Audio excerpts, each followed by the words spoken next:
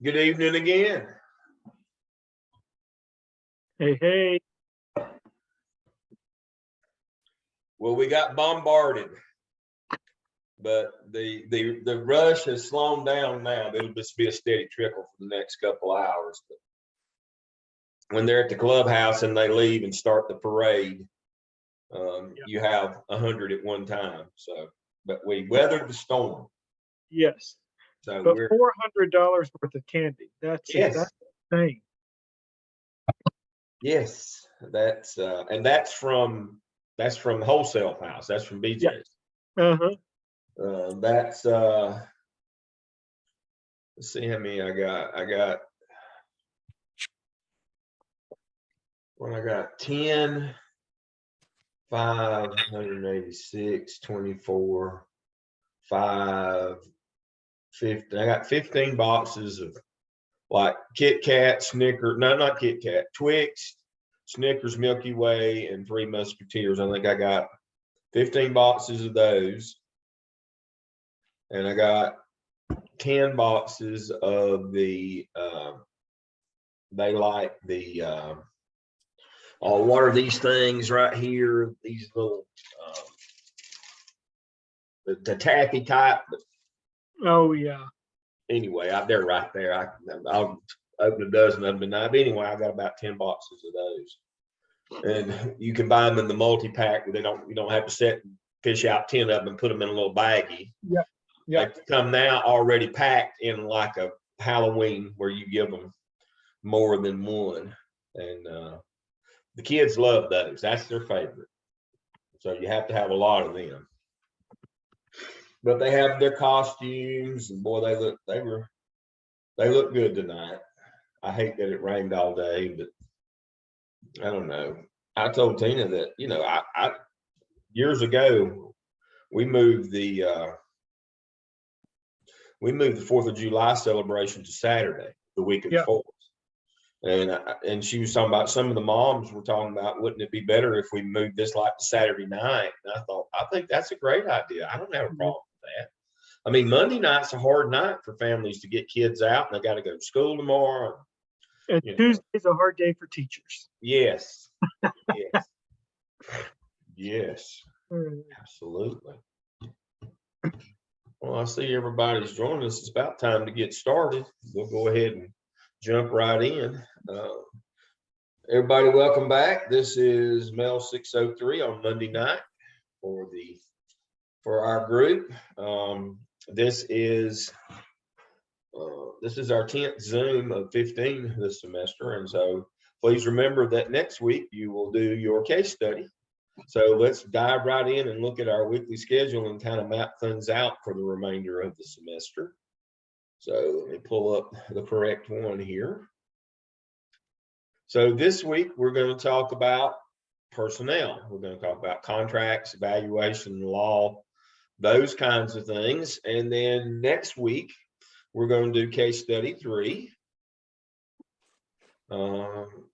Jimmy and Willie, we're normal 2. And then we'll go to accounting, budgeting, fiscal management, and kind of round up things. And then we'll finish up with our sexual assault and sexual harassment. I didn't used to pull that out separately, but unfortunately I have to now. It has become such a big deal. It is like the 800-pound gorilla sitting on our sofa now. That has become such a thing. Now, I'm not complaining about the law. I'm complaining that people's behavior has become such a thing that we really have to spend some extra time on that now to make sure that we understand all the facets of that. And that's why you've heard me say a dozen times, call the law.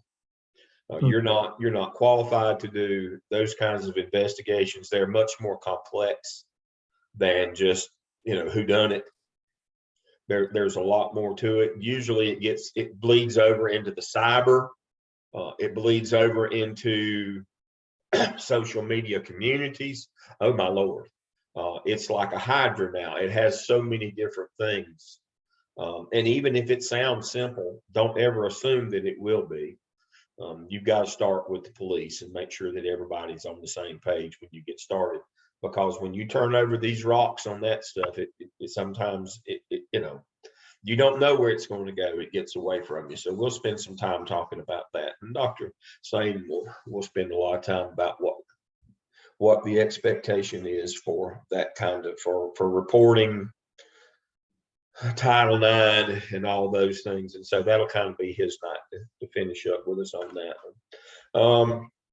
Looking at our weekly, you were to this week sit in on a intervention team if you could, and we talked about that last week at length. We talked about, you know, Dr. Sane was excellent when he talked to you about IEP teams and the meetings and making sure you follow the law and the intervention, 30 days, 30 to 40 days before you can abort that. We talked about all those things. And so the takeaway on the intervention team, I'm going to remind you again, is that's your baby as a school administrator. There is no buffer between you and reality on that. It is not like exceptional children where there's an EC department, there's a special POPS coordinator in some districts. Some districts have, what we used to call CT, coordinating teachers that helped you with your paperwork, department chairs. There is none of those buffers between you and the wolf on the intervention team. If it doesn't happen, then it's on you, because the state determines that is a school-based committee at SBC. So that's the thing you've got to remember is yes, you want your EC program to turn out the way it's supposed to as well, but there is some people to help you with that. And I'm not being ugly when I say there's some people to help you with some of that liability as well and some of the activity. But there is not with intervention teams. It's on you to make sure that when we look at the difference between substantive and procedural due process, what does your district say those kids are going to get in that 90-day, 30, 60, 90 days in those three tiers? What are they going to get? And then it's you got to know that, but then you got to know if they're getting it as well. Have I told you the story about Washington Potts Elementary School? So one of my proteges, too bad for him, but he was a young teacher that I inherited him in the second year. I would have hired him, but I inherited him in the second year. And he said, I think I want to do this. And I freed him from the classroom to become a assistant to the principal. Back in the old days in Charlotte, before we had the deans, were called assistant to the principal, ATP, back in those days. And I freed him to do that job, and he loved it. He went back to school, and he's worked his way up. And he's opened, he's been principal at 3 elementary schools in Charlotte, and he opened 2. He opened Washington Potts, and now he's opened Grand Oaks, I believe it is, or Grandview, the one down in Huntersville. He lives in Huntersville, Ray Juvenile. He's a great guy. Not because he, came from me, but much better principal than I ever was. But that's what he always wanted to be. But the short story long as I normally do is that he was one of the first schools in the district to do RTI, to start an intervention program for reading, and piloted it. And after 3 years, the scores were still 80% on grade level reading 3 years in a row. And he called me and said, can you come up and see what we got going on? And I said, sure. And so I live around the corner. I live in Cornelius. So I went over there and looked, and it didn't take me but a minute to figure out, and I'm not even the smartest fellow in this conversation, but it didn't take me but a minute to figure out what was wrong. Because I went to him, to his RTI coordinator, and said, how often do you get in the rooms and check these prescriptive lessons? And she says, oh, I don't do that. I just have them sign a log that they did that. I said, so you don't actually know if they did the lessons or not? Well, no, I don't have time to do that. I do paperwork. And so I went down to the room. And so, of course, you know how that goes, is nobody was doing that fidelity check to see if those lessons were even being presented. And so after 3 years, their test scores were still the same. So that means there was no treatment. They just simply weren't doing the lessons.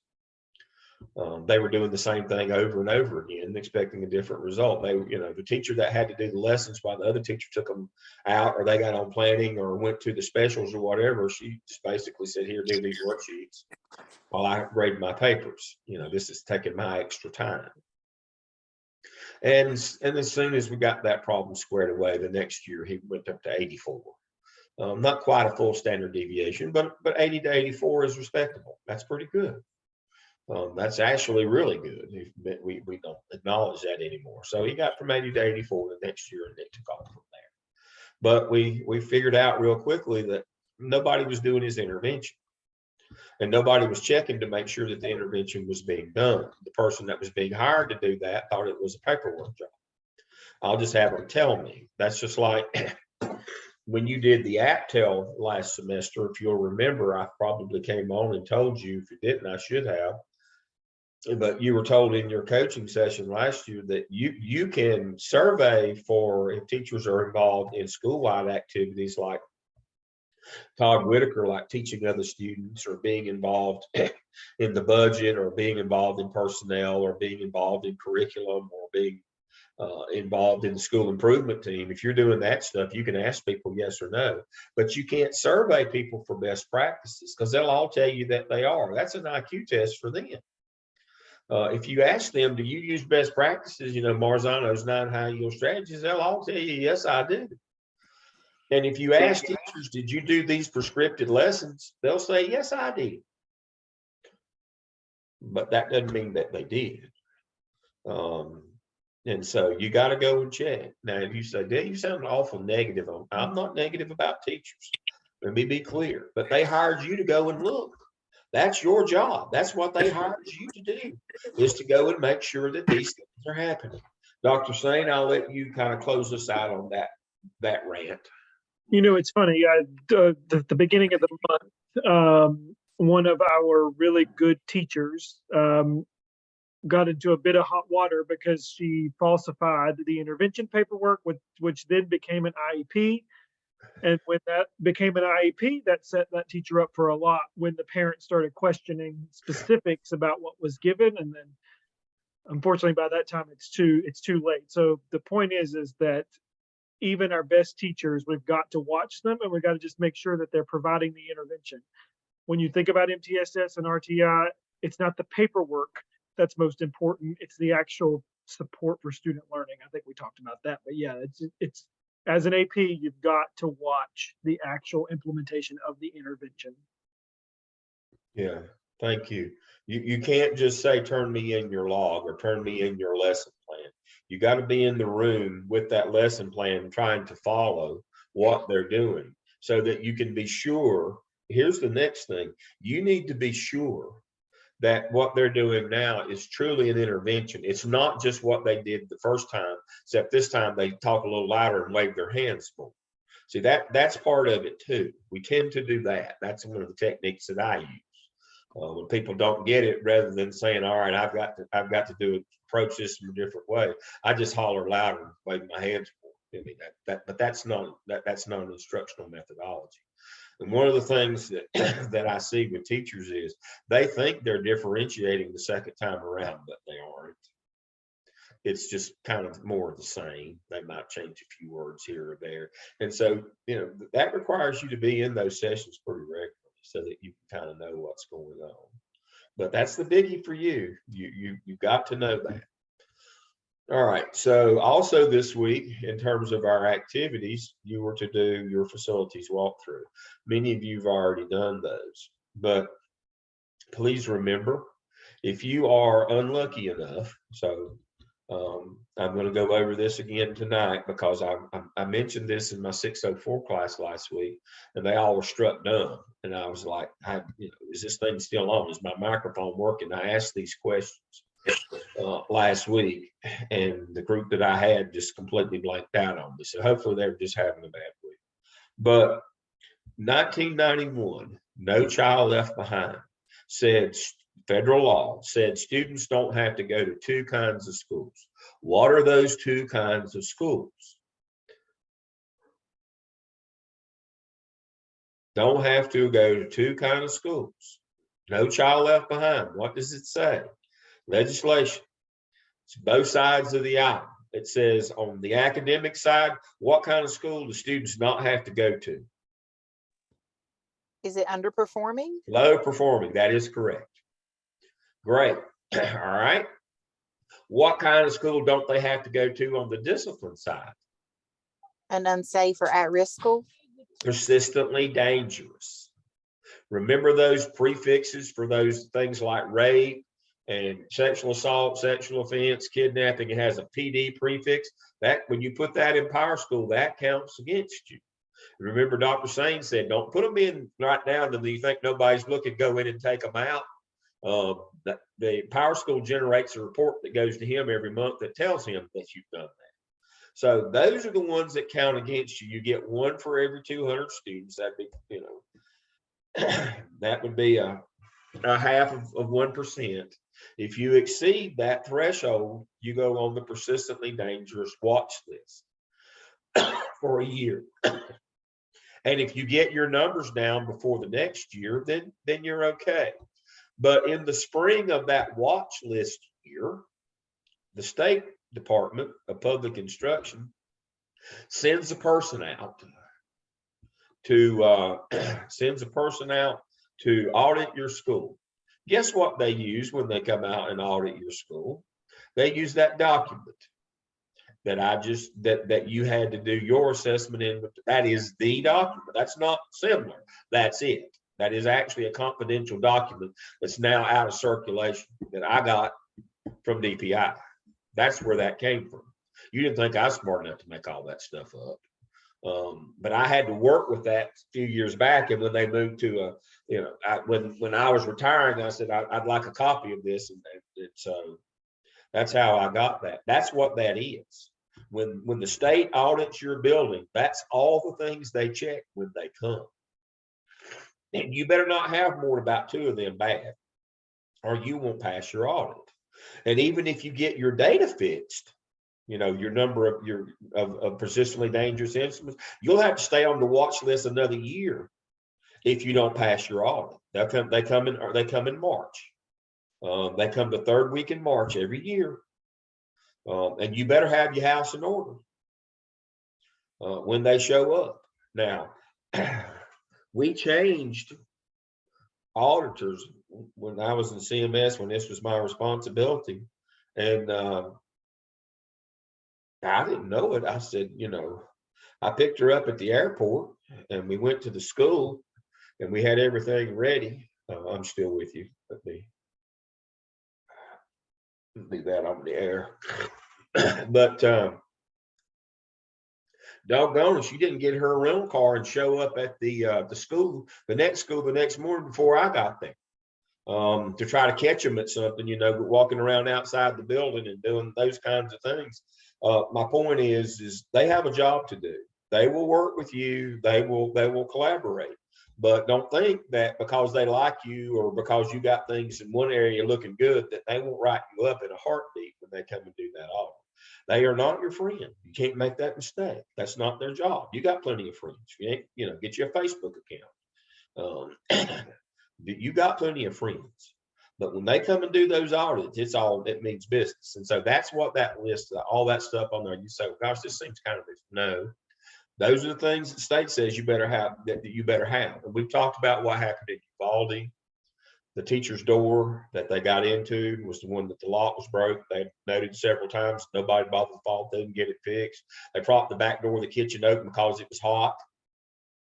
And that's a common thing. I swear to you, that'd be the first place I'd go when I'd go to a campus and start an audit. That'd be the first place I'd go. I'd drive around the kitchen, make sure, and 95% of the time, the back door of the kitchen was propped up and it had a fan in it, so they could cool down the kitchen. And you could just walk right in, and everybody knows that. I mean, that's easy stuff, folks.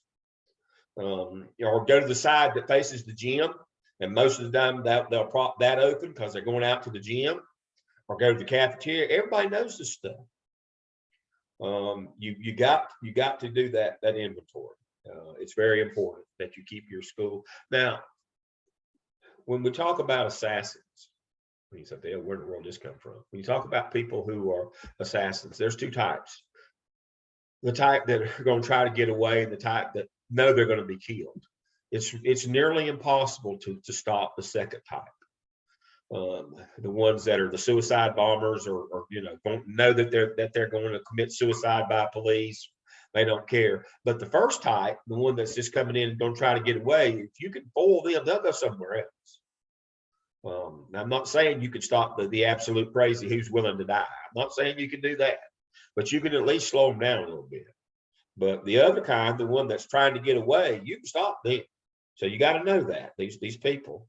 I mean, this stuff has been researched to the nth degree. I can sit and show you 1,000 different pieces of data on this, but that's the immaterial thing is make sure that everybody's doing what they're supposed to be doing every time. And so Austin wrote I think it was Austin who wrote about, that's why teachers need to be where they're supposed to be, why the principal stays after them all the time. You need to be where you're supposed to be doing what you're supposed to be doing, and you're supposed to have your building in the shape it's supposed to be. If you do, then, you can avoid a lot of the liability for negligence. If you don't, it's going to get after you. Nate did a good job on his too. I'm going to call on him now. Nate, tell us about yours. Well, I was just gonna chime in real quick that I coach rugby, both boys and girls high school teams, and one of them propped the door to use the restroom at practice, and I'm down on the back field, and my principal comes walking up, and he hands me a walkie-talkie. Now, I just missed the most previous staff meetings. My daughter had an orthodontist appointment. He goes, "You missed the staff meeting." He goes, "Every time you leave the building after school, doesn't matter what time of day it is, you take this walkie-talkie with you, no matter what. It's now the policy. Every time faculty member is leaving the building, the actual building itself with kids, you have to have a walkie-talkie with you. Cannot prop any doors. The walkie-talkie, in case I need to get back in, radio in. I cannot prop a door, and plus no teacher gets a master key, and we don't have key fobs at my school either. So it's kind of walkie-talkie or you're stuck outside kind of deal." Yeah. I think that's great. I know it's inconvenient. Thanks for sharing that. I know it's inconvenient. I get it. Yeah. But that's what's got to be done, Well, you got, again, hopefully you can deter the ones that aren't the crazies, that aren't there to kill and know they're going to die. Hopefully you can deter the ones that are just looking for a convenient place. And that's what you hope for. Dr. Singh, close us out on this one tonight as well in terms of what you're looking for when you go to and supervise buildings. Yeah, convenience is not on our side, like Nate just said. And the problem is, this is where, as an assistant principal, I hate to say this, and I've actually talked about this, but right after a tragedy like Uvalde, we're very, very, very aware, and teachers are very, they're almost hyper aware and fearful. However, as an AP, you've got to keep that urgency within your staff. After we go 2-3 years without a tragedy, that's when you start seeing the rocks in the doors because the teacher forgot their key fob or they forgot their walkie-talkie, and they're just letting kids go in and out. They're opening their windows and letting kids, and that's no one's fault. That's human nature. But as a staff meeting, I always made it a point that I either finished or ended our staff meetings with safety, because our number one job, unfortunately, in this new world, is to keep students safe and safe from these shooters for the most part. So I always brought that back up. So again, now we're all kind of in that world of we're living in that sort of fear, and because of it, our students are safer. But when that fear starts, eradicating, unfortunately, our students become less safe. So just always keep that at the forefront. And so I'll conclude this one with a thing that happened that had nothing to do with schools, but a thing that happened to me recently. And if you laugh, I'm laughing with you, but it was the craziest thing I've ever seen. So right over here in Cornelius, we have a new cookout, and I went to pick up some burgers not long ago and went to the cookout. Well, because of all the safety precautions now, they've got all the doors locked at the cookout, and they won't allow the employees to go outside because they know what will happen. Well, so I drove through and I was getting my change back, and the young man at the window, he dropped my dollar bill down between the window and the vehicle, and he said, "No problem, I'll get it." And he turned to his partner. They're like 17, 18 years old. Turned to the boy. He said, as if this happened every day, "Hold my feet." And he dove out the window head first. And the boy held his feet, and he got my dollar, and they pulled him back in. I could not make that up. I laughed till I cried. But I thought, how sad is it in our society that's where we've come to, that he couldn't just go. I mean, the door was right there. He could not open the door. and just step out and pick my dollar up. That we're so, that we've come to the point in our society that he had to dive out the window head first. I'm sure that wasn't in the manual either, but that's exactly what he did. But he said he didn't even have a key to open that door. I asked him, no key to open the door, and it's right there. And so, but that's where we are. And so it's not a convenience. That's exactly right. It is not a convenience, but unfortunately, that's where we are, and that's what's happening. Jonathan said it happened to him at Wendy's the other day. I swear it did. I can't make that up. It absolutely happened.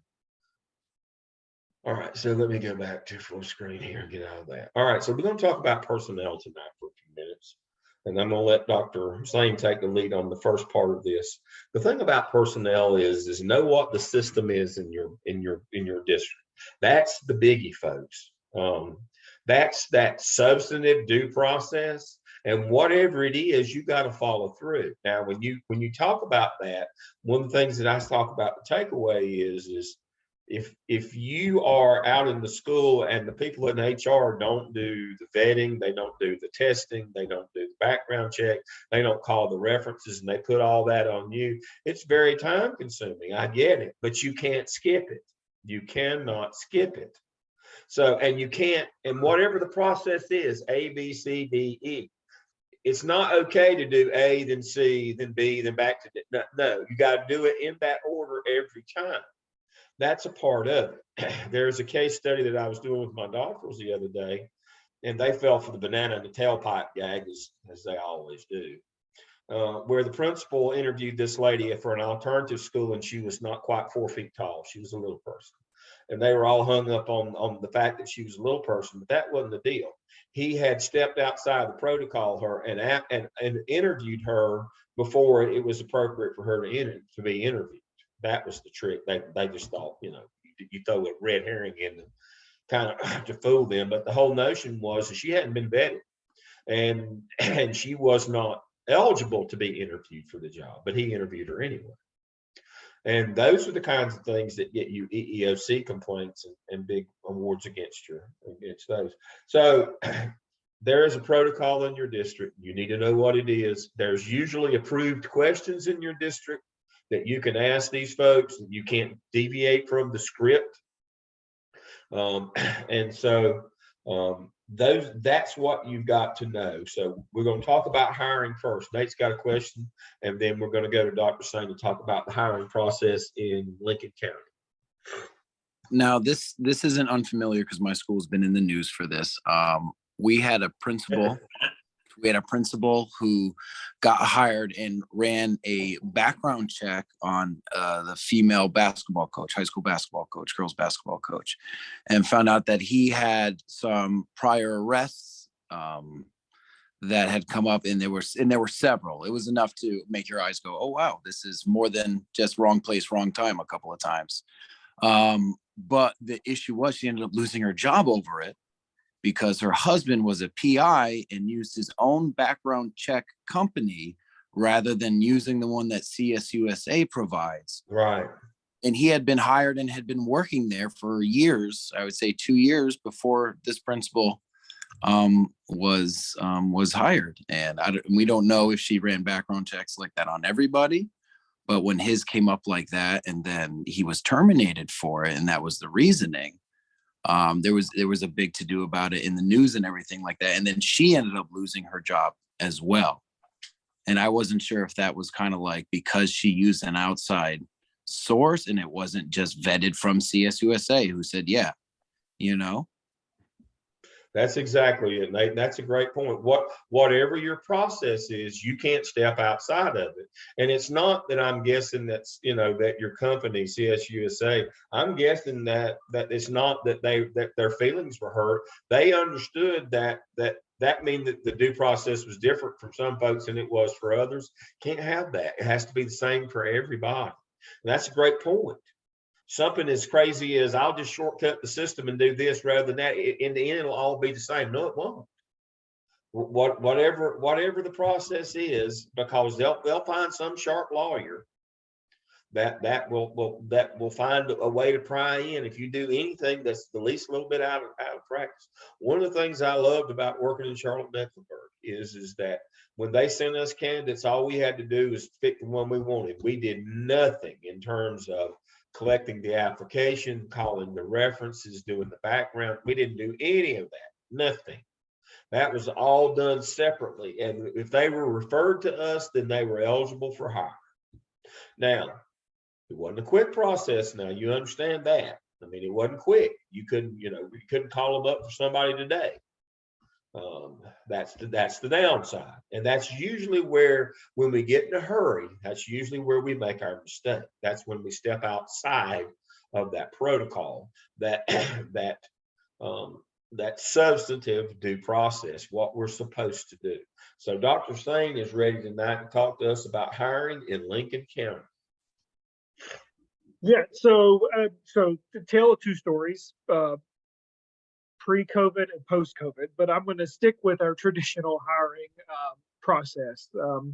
But just know that it has, because we don't really have any candidates or a lot of candidates anymore who want these teaching jobs, that some of the things have changed. But in a perfect world, in Lincoln County, we are a smaller district, so we don't have that luxury that some of the bigger ones have, like Dr. Lamb is referencing. So our principals and our assistant principals manage most of this hiring process with guidance from people like me and our HR department.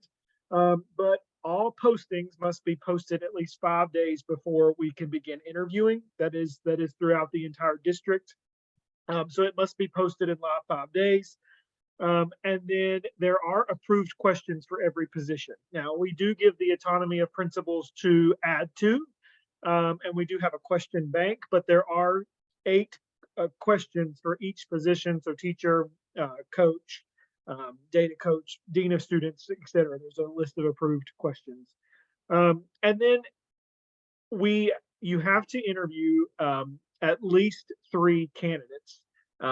That is, we have not backed away from that. And we prefer that you interview 3 candidates with the appropriate credentials. Now that's where we had to change that mindset, because we oftentimes don't have 3 candidates with the approved credentials. So like right now we're struggling to hire math teachers. But then again, once you go through that process and you interview, let's just say you interview 3, there must be at least 3 references per candidate or per candidate that you select. One of the things that Lincoln County still does, which I like, is those 3 references must be either face-to-face or phone. They online references, while you have to have those for like our AppleTrack or teacher match systems. Those don't count as the official references. So in all, really, you have to get about 6 references, but 3 must be phone call or face-to-face. And then, so once that happens, once you go through that process, it then goes over to our HR department for credentialing to make sure that the teacher does have the right credentials. If they don't have the right credentials, they come back with a pathway for this candidate, where then the principal who wants to hire would have to go over that with the future hiree or the selected person to talk about what all the schooling that they would have to commit to. And then once that occurs and they agree to that, that's when HR submits for the background check, the drug testing. And if that comes back clear, then the candidate is processed for board approval. And that has also changed. It used to be in Lincoln County where the board, you could only be approved once a month. And it had to be specific, and it was traditional and ceremonial and all that stuff behind closed doors. But now with the shortage, our board has started coming in bi-weekly to do the specific approvals, because the turnover is a lot higher than it once was. And again, I'm speaking from a medium-sized district. I mean, Lincoln County's got about 11,000 students, so I don't even know if you could call it medium-sized. But it is, turnover has not been a big deal here. We pretty have high retention. We usually have high retention rates. So we've had a very traditional HR process in this district for probably since it began 40, 50 years. Not until the last 2 years have we had a lot of gray area with those processes. And it's primarily because we may not have 3 candidates to interview. So now we're looking at, unofficially, if the job has been posted for 20 days and there's only 2 candidates, they'll allow that. But again, all of that has to be approved by our HR department, which typically means that the principals will reach out to me, their coach, before they reach out to HR, because I might be a little bit more friendly with that process than HR would be, or friendlier with advice. So that is it in a nutshell of the official process. But I'm going to tell you, you have to follow it. Principals know that they have to follow it, and we've actually had some that have been written up because they don't. And the excuse a lot of them have given is, well, we're in different times. But as always, with everything, if you're unsure, ask. If there's only one candidate, before you start the process, ask. And that seems so, it's common sense, but what you're going to learn is when you become an administrator, you're going to find that common sense has all but eradicated over the past 2 or 3 years, probably even before that. But I mean, there's a lot of things that happen that you just want to call principals and say, what the heck were you thinking? But it's as simple as just following the protocol. It's going to be a little different in every district. The bigger districts are going to have a lot more detailed process. But then again, the bigger districts, you're not going to have to do as much. The bulk of the hiring work in Lincoln County and for a lot of the smaller districts is it lies with the schools themselves to do. Yeah, Nate, what's up? I have a question about like the other end of this, because I've had a couple of colleagues now. I've been teaching in North Carolina now for about 5 years, and this is the first time I've ever heard of a teacher was planning on leaving and was going to leave within like a 30-day window, and they were talking about how administration was talking about like possibly like withholding their license or something like that. Because they're leaving in an abrupt manner. This is just the first time I've ever heard of anything like that. And I wasn't sure like if I was just curious about that, and us talking about it kind of just reminded me of it. Yeah. So Dr. Lamb, you might be able to add to this more than I can, but that's pretty rare in Lincoln County. We don't do that unless there is a specific circumstance where the teacher is not willing to work with us at all. That 30 days is there to really protect the students and protect the transition. I do know that, in some of the union states, the northern states, this has become a pretty common practice. They are holding their credentials. And then the teachers are having to reapply, but those credentials are more tied to their district in those northern, anything Maryland and above, they have a little bit different of a system in terms of credentialing. But to answer for Lincoln County, Nate, we don't typically do that. What we do is if we have a teacher who's just leaving, and they abruptly leave, we try to cover it, but I don't think we have a system of pulling licenses. Now, Dr. Lamb, you might know of other districts that are pulling those licenses.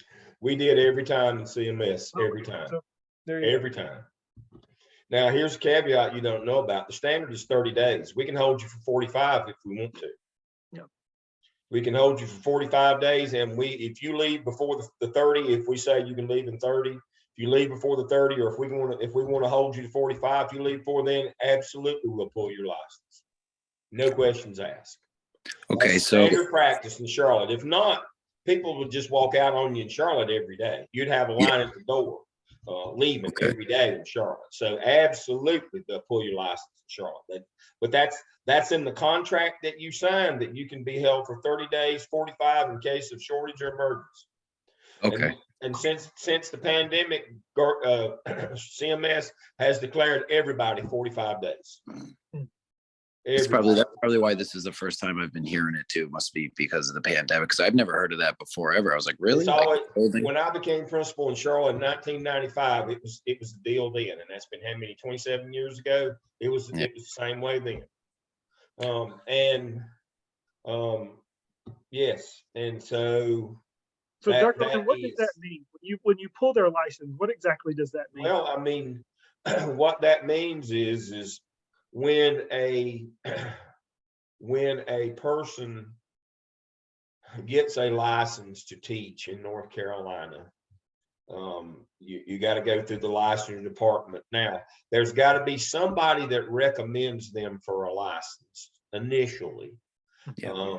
And it can actually be a school district. It doesn't have to be an educational program provider, but it, just like when this group gets done, they'll finish up this summer. And what Ms. Turbyfield and I will do is I'll do their paperwork, and they'll go and create an online account with DPI. They'll fill out their paperwork, which is Form V. They'll fill it out and pay their $55, and they'll upload their official transcript, and I'll do all the rest of the stuff, or we'll do, Miss Thurbyfield and I, and they will get their initial license. Now,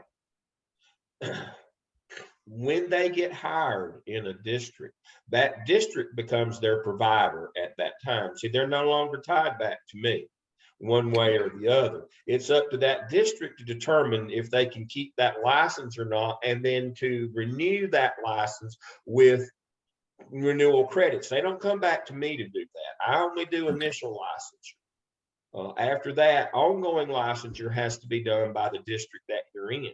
And if for any reason, and it's written into your contract, if you leave before the 30 or the 45, they can simply call DPI, and we literally have a hotline. You can call DPI and they will suspend your license until you will get a hearing. You'll get a hearing, but they don't have to schedule the hearing until 90 days. Okay. But you will get a hearing over that. But a lot of times it takes about 180 days to resolve that, get your license back. It's punitive enough that you don't want to do it. I can tell you that. Now, I've had people who said, I'm never working in North Carolina again, and and out the door they went. Yeah. That happened. I hired now this was on me. We're gonna get Sonia your question. I was just wondering what this might sound crazy. What is the purpose of pulling the license? I mean, if they to come scare to your people into district, not leaving before they can find somebody to replace them. It's punitive. It's not, it's just like when parents used to come to me and say, this suspension is hurting my child. And I'd say, I never said it wasn't. They said, well, why are you doing it? I said, because all the rest of us need some relief. I'm not saying this is good. The rest of us need a day off. And so I'm not telling you. I got that part. Okay. I'm not telling you that it's a good thing. We're just trying to make it punitive and make it easier on ourselves, those that are staying behind, to find somebody else. Okay, now even if they came into your district with that license, the person that they're working for can still pull it? That is correct, because when you get hired, you take over that person's licensure path. Oh, okay. And the renewal and all that stuff, and make sure that they keep the license up, keep it constant, do their renewal. All that business becomes part of that school district at that time. That's exactly the way that works. That's a great question. That's exactly right.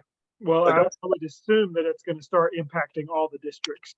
Yes. Because I'm just sitting here thinking about Lincoln County. There's a couple right now that I wish we would have pulled their license because it's left our schools in a bind. Yes. So yeah, that's pull it. Yeah. Yeah. So when they go back, you say you can keep it like for 180 days. So do they start over from scratch, or do they just get their original license? When their license is reinstated, you only have to reinstate them at the bachelor level, and you don't have to reinstate their years of experience, or you don't have to give them their renewal credits or any of that stuff. You make them appeal that as well. I mean, you can make it so that if you're going to work in that state ever again, you don't want to do this. That's what I'm just telling you right now. If you ever want to work in that state again, you do not want to walk out on your contract before you're 30 or 45 days. This will leave a mark. It will not go away in a few days or a few weeks. You may be years getting through this. I'm serious. Wow. I'm as serious as I can be. Willie, what do you think about in South Carolina? I don't know if we do that in South Carolina, because we've had a lot of teachers leave. But I was just wondering, I know when I was at the bank, when people put their 2 weeks in or whatever, they just let them go to keep them from being disgruntled or messing up things. Well, that's a good point, Willie. I mean, the idea here is when I was going to tell, I hired, again, this is on me. I hired an EC teacher. At the end of the first month, she came in and she said, I'm quitting. It was on Friday. She said, well, I said, well, why are you quitting? She said, well, I'm not making enough money to pay my bills. And I said, now, I told you when we asked you at the first faculty meeting if you want your checks on 12 months or 10 months, that wasn't an IQ test. If you got your check spread it over 12, you'd bring home less every month than if you got it in 10 installments. She didn't understand that. I can't make this up. She did not understand that, instead of getting $2,000 a month for 12 months,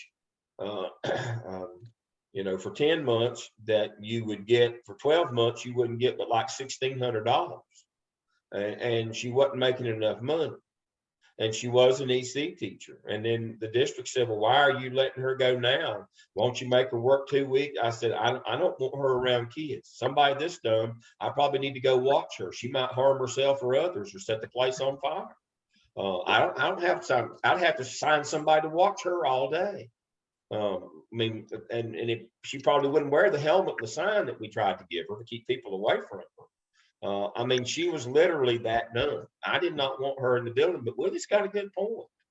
Willie's got a good point. A lot of private businesses, but see, the deal is we'll just cover in private business. You understand, in loco parentis, in place of the parents, we have to have adequate supervision in our buildings with kids, and we can't let people go and we can have somebody that's going to stand there and watch those kids. It's too big a liability issue. Remember those three functions of negligence: misfeasance, malfeasance, nonfeasance. We got to have somebody there to supervise them kids, and we can't just put them all in somebody else's room or have big mobs. 1 to 45 is all we can supervise, even in non-classroom settings. 1 to 45 is all we can get away with at court. So we have that where, the money, people stand in line at the bank at the teller, they might have to wait a few minutes, but it's not a legal liability like not having somebody to supervise kids. And that's what the 30 days was initially designed for, was to make sure that you could get somebody for supervision purposes in there to watch those kids, to be with them. Even if you just had to get a sub, you could get somebody else. But It's like, just a how liability issue. But how, I mean, like, now somebody told me CMS still needs like 247 teachers. More than that. That wouldn't be near. I mean, that's probably, I'm guessing that's probably elementary, maybe, or might be a couple of grades. No, at any one time, CMS has got 700 to 1,100 vacancies at any time. I mean, and so I had an assistant principal when I was high school principal that, his job every day was to stay in the auditorium with all the classes we couldn't cover until we could get enough people hired at the beginning of the year. And usually, it might be getting toward cold weather before we got everybody. And that's just the nature of the beast. That's just the nature of the beast. Yeah, there's always openings in a district that big with 180 schools, with 150,000 kids. I mean, do the math. And the cost of living in Charlotte now, have you checked prices lately? Have you seen what property taxes are? Have you seen, what my tax bill has done? Have you seen what my insurance bill has done? Have you seen those kinds of things if you live here? I don't know how young people make it here. I mean, these apartments over here that they built over in Antiquity, over in Old Cornelius over there, what used to be the train tracks, they cleaned it up and built apartments over there. I mean, those apartments are $2,400 a month, just for those apartments over there. I mean, beginning teachers don't even make that much. They don't even bring home that much, do they? How much beginning teachers bring home now? I don't think they bring home quite that much. Like CMS, it's like 40, right? CMS pays 30. Beginning teachers make $37.5. Yeah, Altitude Drive. Yeah, they make $37.5, and so that's $37.50 for 10 months. That's about 32 for 12 months. So we'll say 32. So no, about 24. That'd be about right. If you didn't have any independence, that'd be about right. Maybe 22, 24. You bring home, and the rent here is more than that. So that's why, I mean, you know, folks with families definitely can't afford it. And if you're young, then you have to live with multiple roommates. You know, I had one that resigned on me one time, and she said that she couldn't afford all the, it was too expensive. And I said, well, isn't that a new Acura out there in the parking lot? She said, yeah. And I said, where's, she said, well, I live in a townhouse on Park Road. I said, hell, I'm the principal here at the school, and I can't afford a townhouse on Park Road. What are you talking about? But you know, these are the new realities, folks, in that when my first public job, I made $1.88 an hour, and that's actually more than $15 an hour is now. Let me say that again. My first public job, I made $1.88 an hour, and that is more than if you made $15 an hour now. That's actually about $16 and a half. Yeah. And so why don't they adjust teachers' pay? Do what? Why don't they go ahead and adjust teachers' pay so they can survive? Don't want to. Yeah. You know, I mean, it's real simple, Willie. They don't want to. I mean, if you paid people more, you could get more. We don't want to. We don't want to pay people. We don't want to pay the ones we have. We don't want to get more. We want to create a crisis like this so that we can start hiring teachers with 2-year degrees, so we can pay them a whole lot less, and retirement's a whole lot less, and it increases our overhead in terms of you know, makes government smaller. Does that sound like one political party's platform? Maybe. You know, elections have consequences, Willie. One political party don't want to pay for education at all, and think that you ought to just be able to survive on air. Just get you some water out of the creek and you know, and air. That's all you ought to survive on. And so, no, they know that teachers can't survive on that. That's the whole point. We don't want to pay them. We want to get where we can hire people with 2-year degrees to babysit kids. That's where we're headed. That's a whole long thing. And we're seeing it right now. The clientele of teachers, you know, when you hire a teacher now, I tell my principals expect 3 to 5 years. Yeah. When you hired a teacher 10 years ago, you could expect 30 years. So the role of HR in your upcoming jobs it's now you know, so much more than what it once was. You know, and this is I encourage, always be recruiting long-term substitutes, always be recruiting good tutors who could go into classrooms when there's shortages, and then always be prepared to fill vacancies.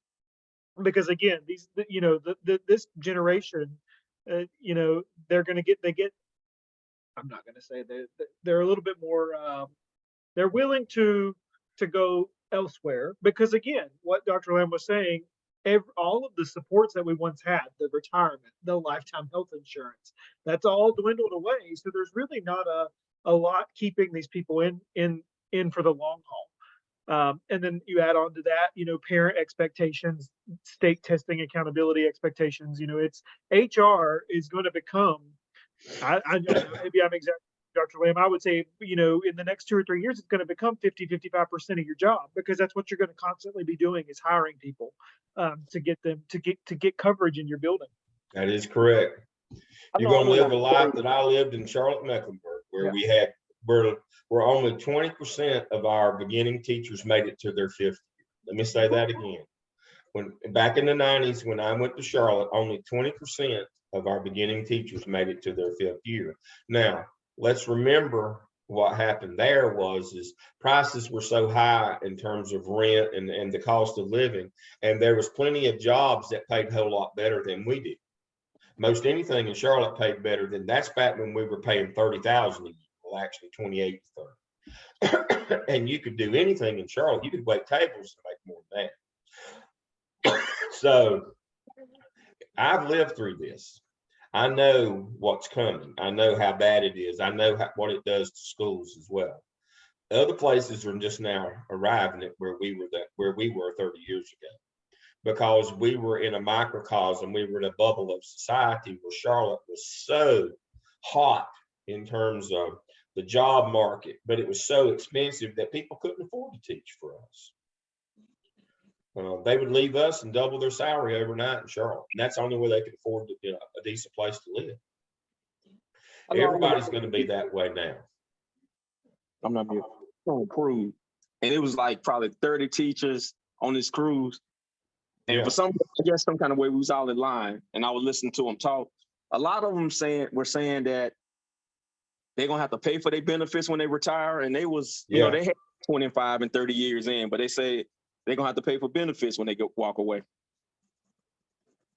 We're doing everything. Well, you know that when we went from 30,000 to 35 in North Carolina as beginning salary, we didn't actually pay them more. We were loaning them $5,000 for 20 years. And then when they get to their 20th year, their salary will be frozen the last 10 to pay that loan back. That is correct. You can look at the salary scale and see that. But that extra $5 that they gave beginning teachers was not, they didn't get it. It's just a loan. And you're losing your benefits, you're losing your lifetime insurance. Since I've been retired, my wife and I from the public school system, my wife's been retired for 11 years. I think I've been retired for 12. Yeah, I'm that old. They cut our insurance in terms of our copay, but that's about all they can do. They want to do more, but they can't. But that's about it on Blue Cross Blue Shield. But all of the benefits that we had, my wife slid in under the wire in terms of she started a month before the cutoff. I pay no state tax on my retirement. That was one of the benefits we had back in the day. And so that's called the Bailey exemption. If you started working in North Carolina in 1983, and of course, I'd already been working a few years by then. If you started by August of 83, you don't have to pay any state income tax on your retirement. I don't have to pay for my insurance. I don't have to, I get, my retirement, but those days are gone. Those days are gone. We don't make it financially advantageous to teach schools, and that's because we don't want to. Again, one political party does not believe in education, and believes believes that it's welfare, it's a social expense, and that we should do away with it, basically. Now, full disclosure, a public education is not a constitutional right, and that's their argument. It's in the preamble to the Constitution that states may provide for public education, may provide for states. That you are not constitutionally guaranteed a free and appropriate public education. You're not guaranteed that. And there's one political party that the letter of the law to them is that people ought to pay for their own child's education, or we ought to have these separate, but public schools, we should do everything we can to drive them out of business, and they are. But now, full disclosure, they're not making that a secret. They're telling you up front. And so, again, as our dean says all the time, elections have consequences. You need to know this if you're in the business. But Dr. Sain's exactly right. Going forward, when you get your jobs in a couple of years, or just like Tyler's already got his, this is going to be a big part of your job. Got a couple more folks that have already got jobs, but this is going to be a big part, is dealing with personnel. I mean, we've talked tonight about hiring, and I'm glad that we have. I've got a document. Let me share my screen as we come to the benediction here. I've got a document that's as generic as I could make it, folks. I'm not very good at this. I've got the law and the possible ways that hiring works. And so if you want a synopsis of what the hiring process is, here it is. I've got it for you. We'll probably talk a little bit later about, I knew we wouldn't get to it tonight. I didn't really want to. I wanted us to talk about hiring because it's the biggest crisis in schools right now. Let me say that again. Getting quality people in your building is the biggest crisis. And so I wanted us to have this discussion tonight, and I appreciate you all jumping in. We'll talk about teacher evaluation later, because teacher evaluation is going to take on a different tenant, I'm afraid, folks. We're going to start not looking so much at those classroom evaluations. We're just going to look at growth outcomes, I'm thinking. down the road. If we can you grow kids or not? We're not going to get caught up in all that, that other stuff, because people are just not going to put up with it. No, that's my thought process, and we'll talk about that in a couple of weeks. We'll talk about teacher evaluation. But, thank you again, Dr. Saint. As always, he's on the cutting edge, folks, because this is what he does every day. He's an operations man. He works with people like you every day to try to keep the district and himself and them out of court or out of jail, not lose their job or their house. And so his perspective is such a wonderful one, because he's at the forefront. Please ask questions every week. You know that we're open for whatever questions. We're trying to make this real for you so that you'll remember it, that you won't, I'm not asking that you remember every statute, but that you'll think, oh, I better ask somebody.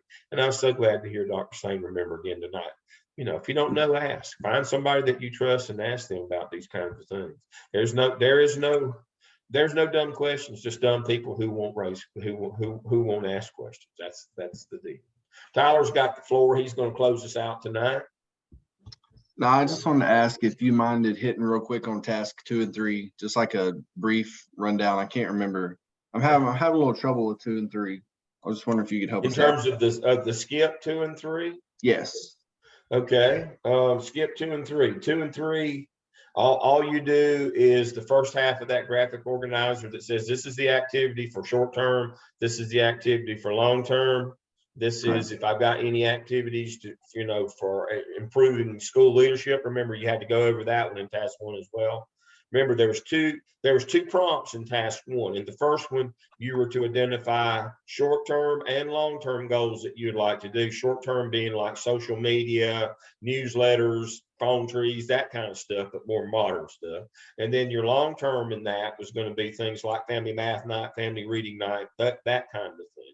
And then in that prompt 2, it said, do a quick audit of your school leadership, and what recommendations might you make to the school improvement team to improve school leadership as a result of looking at the teacher working condition survey section on school leadership.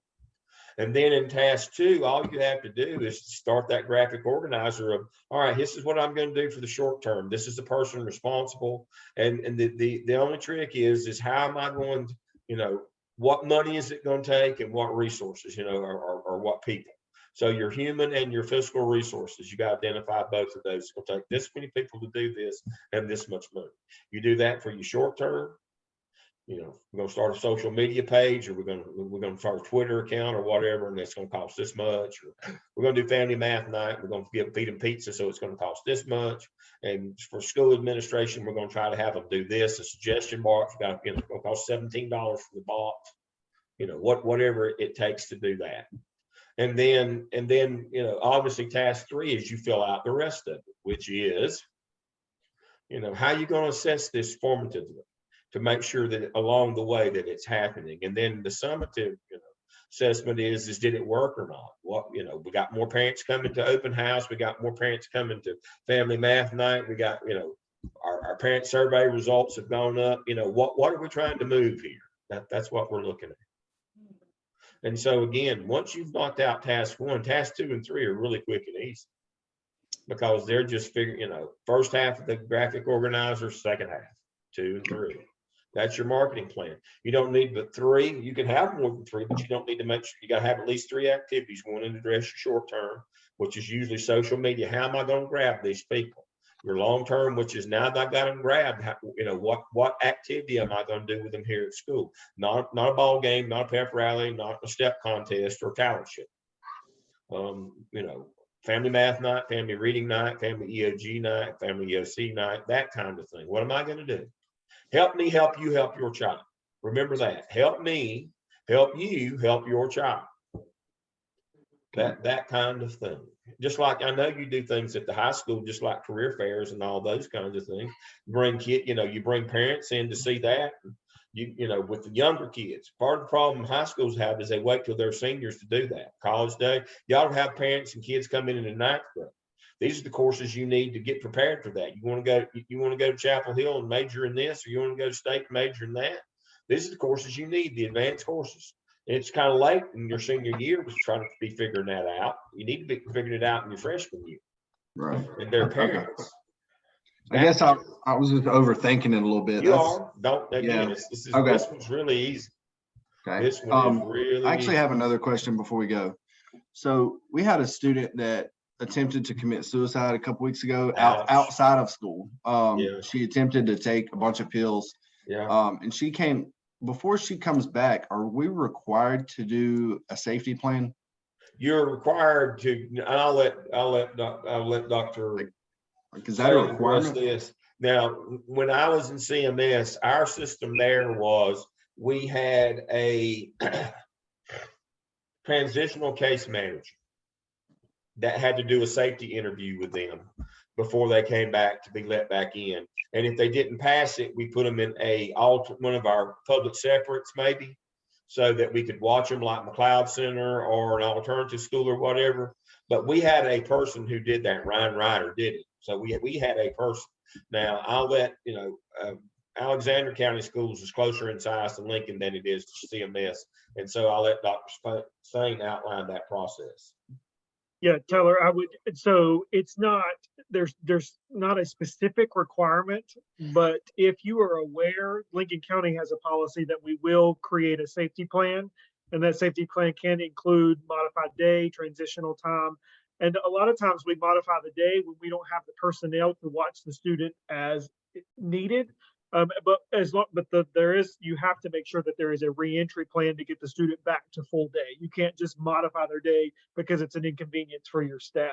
But yeah, that is a rule in Lincoln. Anytime there is any type of harmful behavior to the child's self at home, or even if there's violence between a group of kids at home and we're made aware of it, our board considers it negligent if we don't put plans in place to keep them safe once they return back to the school. Yes. Okay. Yeah, I was just curious because the mom's hell bent and bound on not doing one. Oh She's not the easiest mom to get along with, but she likes me, lucky for me. But so I get to talk to her about every time she calls or the kid gets in trouble. But yeah, she's hell bent and bound on not doing a safety plan. But the student come in today, and I think they said she's in a really good place. So that's good news. But I just wasn't sure if that was like by law, if we had to do that if the mother refused. Yeah, you do. It's that same thing, just like EC is they don't have to agree. But you got to protect yourself. Now, again, and I want to spread this out a little bit, widen our scope. Anytime somebody's been in a facility, whether it's like a hospital for suicide, or they've been incarcerated, or a youth center, or group home, any of those, you're supposed to do a transitional safety plan for them. That is correct. Okay. That is the law. They have much the same protection as an exceptional children person when they come out of one of those facilities. What we used to call a locked facility, and that encompasses any of those things. We just simply call them, if they come back to us from a locked facility into an unlocked facility, there's got to be a transitional plan. And we had a person who actually, that was his job, to set and do those and say, we need to do this, that, and the other. Yeah. And we had enough of those in Charlotte that we kept him busy all the time. We actually had to hire him a second person just to do those plans, because anytime they came. Now, when they closed down the one here in Huntersville, the youth facility here, that cut our workload down considerably when they closed it. But as long as it was open, man alive, it was just all the time. But yeah, that's another one of those you can get by without doing it until somebody else shows up and says you didn't do one, or she harms herself and this time she's more successful. And then they come back to you. And so, yes, you need to do one. Generally, now, Dr. Sane may disagree with this. Generally, in the smaller districts, I found that the 504 people sometimes are helpful in this. We run it just the same format as a 504. It might not. That is correct. That Betty Chisholm used to help us. She was the 504 lady in CMS, and we run exactly the same process as 504. That's exactly right.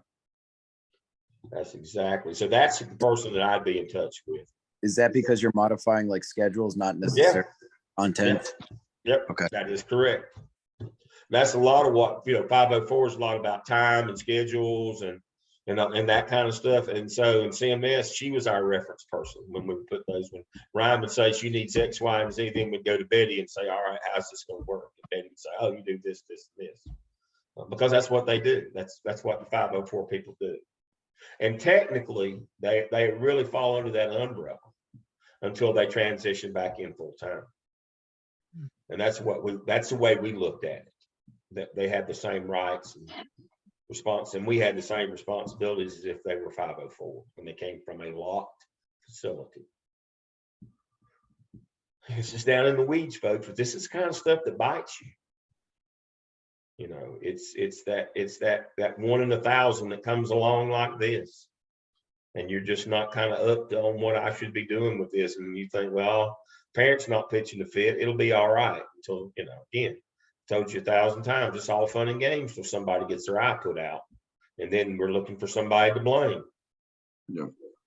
And that very parent that said, you don't need to do this, I don't want this, when something happens is, I wanted that. They wouldn't do it. Yep. She'll be the first to sue if something were to happen. That's exactly right. 100%.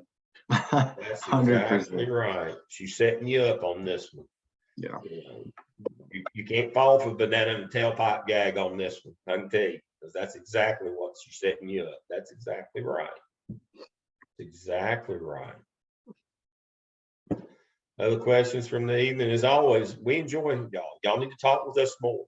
As we move into the second half of the course here, you need to talk with us more about what's going on, ideas, things you think. This is supposed to be practical application. This is operation. But I said earlier tonight in the faculty meeting at 6 o'clock, I'm enjoying y'all so much. Y'all are such a good one. We really appreciate you. All right, we'll see you for your case studies next week. Everybody have a good week. Thank you. See ya. Bye-bye.